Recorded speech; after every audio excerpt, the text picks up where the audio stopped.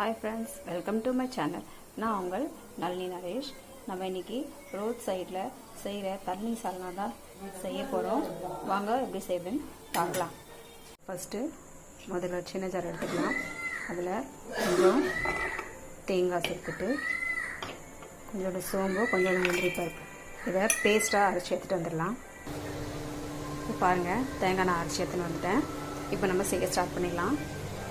அடுப்பில் குக்கர் வச்சு 2 ஸ்பூன் எண்ணெய் ஊற்றியாச்சு. இது காஞ்சிச்சு. இப்போ இதில் ஸ்பைசஸ்லாம் நம்ம ஆட் பண்ணிடலாம்.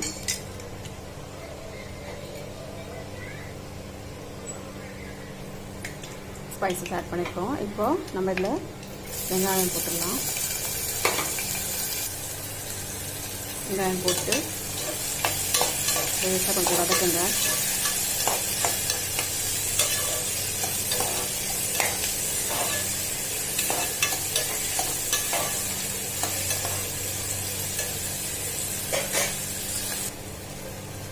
லேசாக வதங்கின பிறகு இதில் 2 பச்சை மிளகா கீரி போட்டுடணும். அப்புறம் கொஞ்சோண்டு புதினா போட்டு திருப்பி விட 2 நிமிஷம் வதக்குங்க.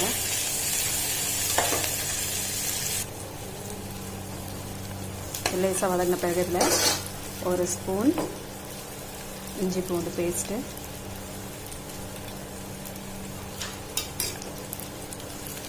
திருப்பி கொஞ்சம் நல்லா வதக்கணும்.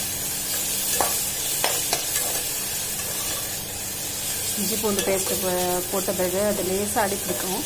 நீங்கள் கொஞ்சம் ஸ்லோ பண்ணிக்கோங்க குக்கரை, அடுப்பை.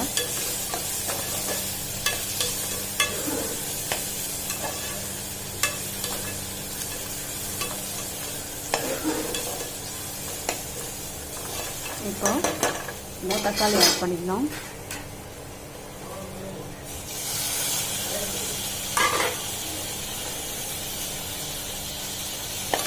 நல்லா வதக்கணும். லைட்டாக ஸ்மாஷ் ஆகிற வரைக்கும் கொஞ்சம் லைட்டாக வதக்குங்க. பாருங்கள், இப்போ ஓரளவுக்கு ஸ்மாஷ் ஆகிருக்கு. இப்போது நம்ம கொஞ்சமாக உப்பு ஆட் பண்ணிக்கலாம். அப்புறம் குழம்பு மிளகாத்தூள் 1 ஸ்பூனு, நீங்கள் வெறும் மிளகாத்தூள் கூட போட்டுக்கலாம். அப்புறம் கொஞ்சோண்டு மஞ்சள் பொடி போட்டு கொஞ்சம் நேரம் அப்படி கிண்டுங்க.